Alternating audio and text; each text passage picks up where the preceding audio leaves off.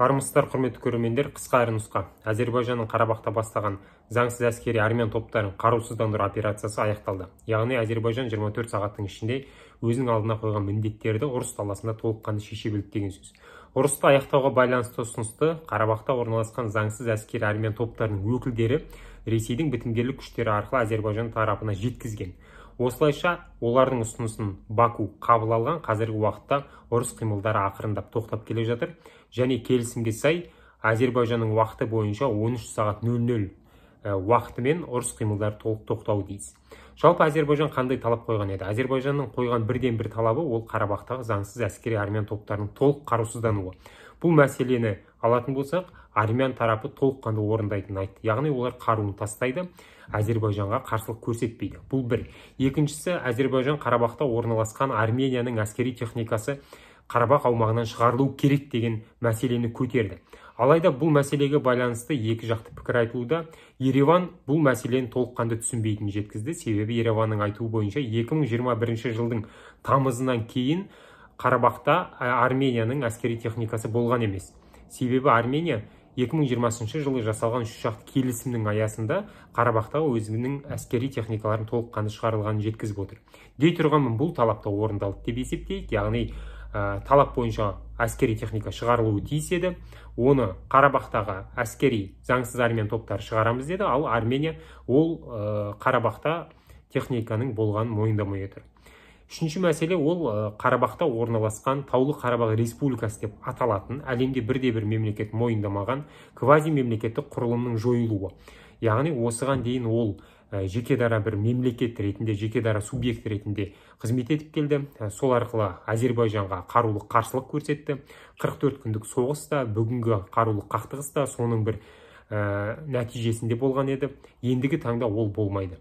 Осы бір мәселені шешу үшін 21 қыркүйек күні Әзербайжанның Евлах қаласында, яғни ертең Әзербайжанның билік өкілдері мен Қарабақтағы армян халқының өкілдері арасында келіссөз өтеді. Бұл келіссөздің нәтижесінде Қарабақтағы армяндар Әзербайжанның конституциясына сай Әзербайжанның толыққанды тұрғындары азамат санала ма, саналмай ма, осы бір мәселені шешеді. Бұл бір.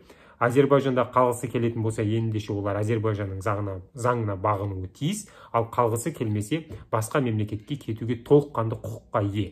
Енді Қарабақтан армяндар қалай шығады деген мәселе. Егер Қарабақтағы армяндар кеткісі келетін болса, ендеше олардың қауіпсіз кетуі үшін ресейлік бітімгерлік күштері олардың қауіпсіздігін толыққанды кепілдендіре отырып, Қарабақта арнайы дәліз ашылған. Бұл лашын дәлізі арқылы іске асуы мүмкін. Қазіргі уақытта осы дәліз арқылы Ресей Армения тарапына өтуге ниет білдірген 7000-ға жуық адамның бар екенін айтып отыр. Енді Қарабақ мәселесі біртіндеп осылайша шешіліп келе жатыр.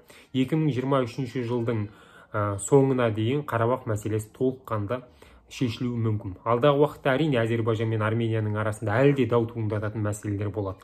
Оның бірі Зангезур дәлізінің ашылуы. Себебі Әзербайжан өзінен бөлек жатқан Нахчыван Әзербайжан автономдық республикасына жол салуы тиіс. Ол Арменияның аумағы арқылы өтетін Зангезурға тікелей байланысты. Үш жақты келісімнің аясында, яғни 2020 жылы жасалған келісімде Зангезур дәлізінің ашылуы мәселесі көтерілген болатын. Біріншіден ол Әзербайжан өзінің Нахчыванға жетуге жылдам жол ашылады. Екіншіден бұл экономикалық дәліздерді ашуға тікелей көмектеседі. Яғни Түркия мен Әзербайжанның арасындағы байланыс артады деген сияқты, Транскаспий бағыты арқылы Орталық Азиямен байланыс артады деген сияқты. Сондықтан Нахчыванға жететін Зангезур жолының ашылуы Әзербайжан үшін маңызды. Армения үш жақты келісімнің аясында ол жолды ашамыз деп уәде берген, бірақ әлі ол уәде орындалған жоқ. Дей тұра кешегі іске асқан антитеррор операциясы бұл Зангезур мәселесін көтермеген болатын. Сондықтан алдағы уақытта Зангезур дәлізінің ашылуына байланысты Армения мен Әзербайжанның арасында тағы да бір кикілжіңдер болуы мүмкін.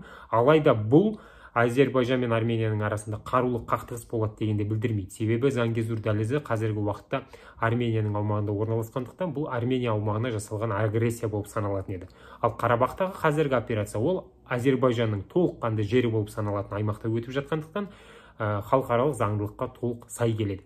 Жалпы Әзербайжан операцияны жылдам аяқтауы өте дұрыс әрі нәтижелі деп ойлаймын. Себебі операцияның ұзаққа созылып кетуі бұл конфликтте басқа да ойыншылардың араласуына ықпал етуі мүмкін еді. Бұл бір.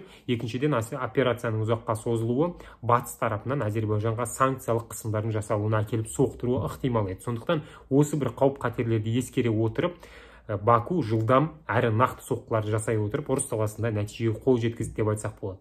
Енді қалған мәселе ол не? Ол Арменияның өзінің ішіндегі мәселе. Күні кеше ғана болған оқиғалар Арменияның ішіндегі саяси дағдарыстың әлі ушыға түсетінін көрсетті.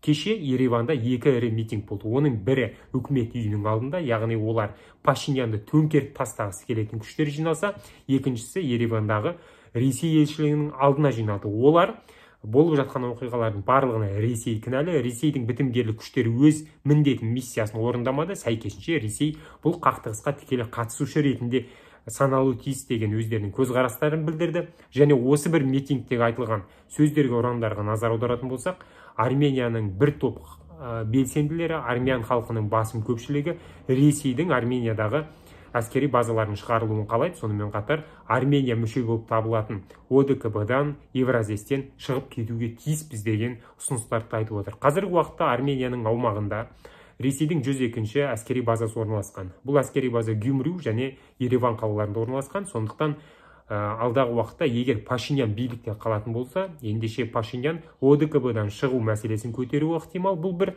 Қазіргі уақытта оны онсыз да айтып жүр. Екіншісі, Ресейдің әскери базаларын Пашинянды жақтайтын және батысқа қарай жылжуды қалайтын топ өкілдері Ресейдің әскери базаларынан да шығаруға тиіспіз деген мәселені көтеруі мүмкін. Енді Қарабақта Ресейдің бітімгерлік күштері қалама деген мәселеге келейік. Қарабақта Ресейдің бітімгерлік күштері заң бойынша 2025 жылға дейін қалуы тиіс, ал 2025 жылдан кейін Қарабақтағы жағдайын тұрақтандыру мәселесіне байланысты ол не 5 жылға қалады, не кетуі тиіс деген келісім жасалған. Бұл 2020 жылдың 10 қарашасында үш жақты келісімде көрсетілген, яғни Армения, Әзербайжан және Ресейдің арасында жасалған келісімге байланысты.